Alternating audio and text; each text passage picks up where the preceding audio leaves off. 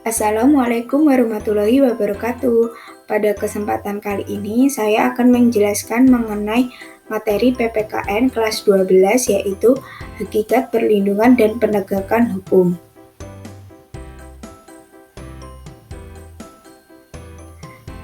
Nah, sebagai langkah awal proses pembelajaran pada materi ini, kalian amati dulu gambar yang di samping. Apa yang kalian pikirkan ketika melihat gambar tersebut? Keadilankah, hukumkah, atau pengadilan? Ya, ketiga hal tersebut berkaitan erat dengan gambar yang ada di samping. Gambar tersebut merupakan cerminan proses perlindungan dan penegakan hukum.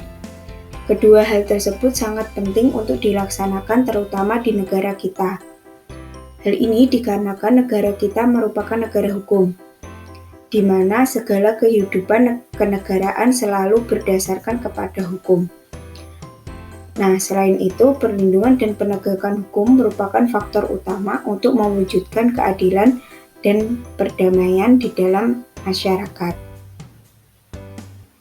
Sekarang ini banyak masyarakat yang tidak mematuhi atau tidak mentaati hukum yang berlaku. Gambar tersebut merupakan dampak dari tidak dipatuhinya hukum. Ketika hukum tidak dipatuhi atau tidak dilaksanakan, akan terjadi kekacauan di semua bidang kehidupan. Setiap orang akan berbuat seenaknya atau menghalalkan segala cara untuk mencapai tujuannya, sehingga keamanan dan ketentraman dan ketertiban sulit untuk terwujud. Nah, agar hal-hal tersebut tidak terjadi, maka harus diupayakan atau dilakukannya proses perlindungan dan penegakan hukum. Apa sih sebenarnya perlindungan hukum itu? Menurut Andi Hamzah, perlindungan hukum dimaknai sebagai daya upaya yang dilakukan secara sadar oleh setiap orang maupun lembaga pemerintah dan swasta yang bertujuan mengusahakan pengamanan, penguasaan, dan pemenuhan kesejahteraan hidup sesuai dengan hak-hak asasi yang ada. Makna tersebut tidak terlepas dari fungsi hukum itu sendiri, yaitu untuk melindungi kepentingan manusia. Dengan kata lain, hukum memberikan perlindungan kepada manusia dalam memenuhi berbagai macam kepentingannya, dengan syarat manusia juga harus melindungi kepentingan orang lain. Suatu perlindungan dapat dikatakan sebagai perlindungan hukum apabila mengandung unsur-unsur sebagai berikut, yaitu adanya perlindungan dari pemerintah kepada warganya, jaminan kepastian hukum berkaitan dengan hak-hak warga negara, dan adanya sanksi hukuman bagi pihak yang melanggar. Pada hakikatnya, setiap orang berhak mendapatkan perlindungan dari hukum. Hukum dapat secara efektif menjalankan fungsinya untuk melindungi kepentingan manusia apabila ditegakkan. Menurut Jimli Asidiki, penegakan hukum adalah proses dilakukannya upaya untuk tegaknya atau berfungsinya norma-norma hukum secara nyata sebagai pedoman perilaku dalam lalu lintas atau hubungan hukum dalam kehidupan bermasyarakat dan bernegara. Dengan kata lain, perlindungan hukum dapat terwujud apabila proses penegakan hukum dilaksanakan.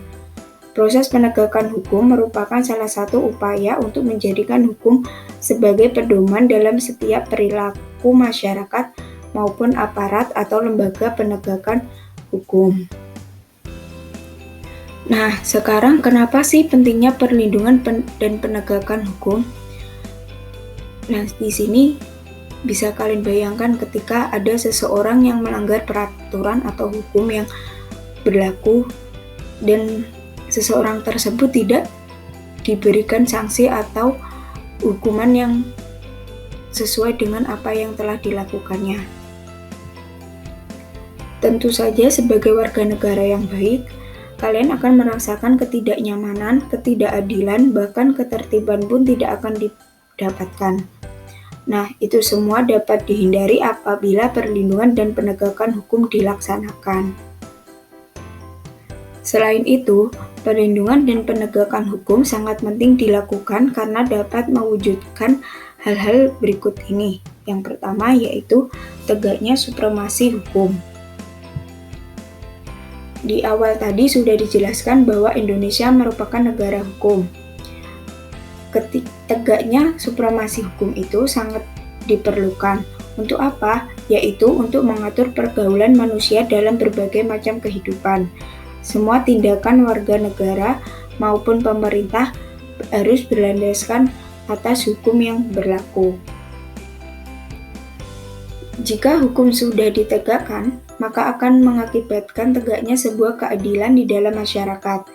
Setiap warga negara dapat menikmati haknya sesuai dengan kewajiban yang dijalankan.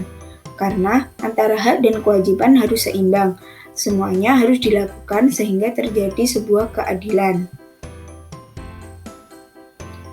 Jika keadilan ini sudah terwujud, maka terwujud pula perdamaian di dalam kehidupan bermasyarakat, di mana setiap orang merasa dilindungi hak-haknya dan dalam segala bidang kehidupan bisa berjalan sesuai keinginan bersama, karena kita saling menghormati hak orang lain dengan kewajiban yang kita lakukan.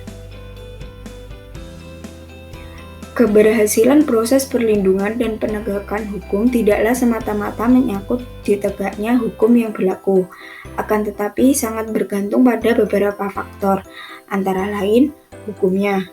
Dalam hal ini yang dimaksud adalah undang-undang yang dibuat tidak boleh bertentangan dengan ideologi negara. Kedua, penegak hukum.